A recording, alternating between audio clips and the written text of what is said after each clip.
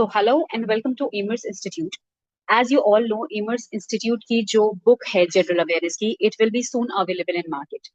And as we promised कि हम हमारी book के साथ detailed video explanations जो हैं वो provide करवाएंगे General Awareness book का. We are here to fulfill that promise. And we are going to start today और chapter 1 से हम start करने वाले हैं. So without delaying it further, let's start. तो जब हम चैप्टर 1 को देखेंगे, although the book is about Arunachal Pradesh general awareness, the chapter 1 starts from India. And why is that so? क्योंकि अरुणाचल प्रदेश के बारे में डिटेल में जाने से पहले it's important that we understand India का थोड़ा सा overview, and that is what is done here. So थोड़ा सा ओवरव्यू देख लेते हैं. So we all know India is a unique culture and it is one of the oldest and greatest civilization of the world. ठीक है. So around हमारी civilisation कब को डेट बैक करती है? So it is one of the oldest civilization. ठीक है. Around 4500 years ago. ठीक है.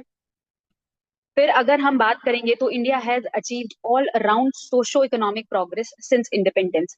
If we go back to independence और जब इंडिया आजाद हुआ था तब के बारे में देखेंगे तो a lot of people thought कि India as a country would not be able to survive and they were just waiting for India to fail as a country.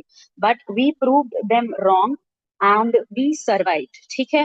So independence के टाइम पे इंडिया का literacy rate क्या था? 12%. ठीक है. 12% of the people were only literate.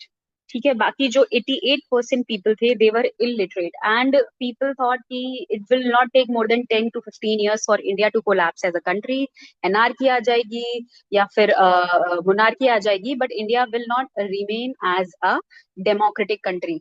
But we proved them all wrong and हमने over the decades अपने आप को बहुत अच्छे से संभाला, सोशो इकोनॉमिक प्रोग्रेस में बहुत ज्यादा अच्छे से करा and we made our country the 6th largest economy in the world.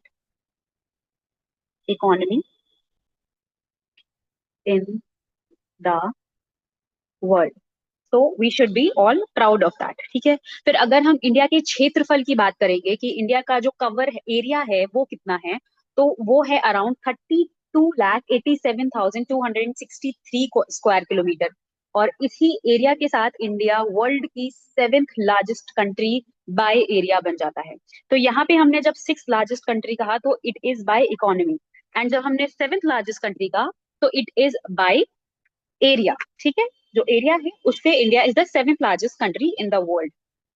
तो अगर हम देखेंगे तो हमारे देश की जो फिजियोग्राफी है दैट इज वेरी यूनिक. ठीक है. इंडिया के पास हर तरीके के फीचर्स हैं, जैसे कि माउंटेन्स ले लीजिए, सी ले लीजिए, हमारे पास प्लेन्स हैं, प्लेट्यूज हैं, हमारे पास बहुत बड़ी बड़ी रिवर्स हैं. So we have all kinds of physiographic feature. So let me show you this in the map. Give me a second. So इसको समझने के लिए हम मैप ओपन करेंगे हमारा.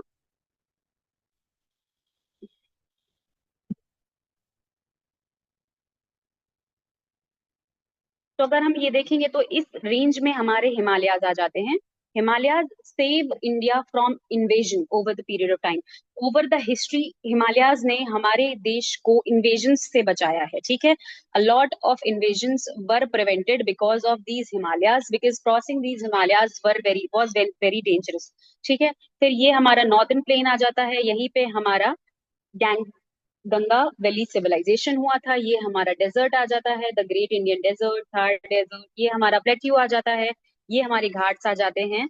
And here India is surrounded by sea on both sides. ठीक है. So India का जो फिजियोग्राफिक फीचर है that is very unique and that is it for today. And कल हम डिस्कस करेंगे फर्दर डिटेल्स के बारे में. कल का जो हमारा टॉपिक होगा, वील स्टार्ट फ्रॉम की पॉलिटिकल एंड हिस्टोरिकल फैक्ट्स. ठीक है. So that is it for today and I'll see you in the next video. Have a nice day.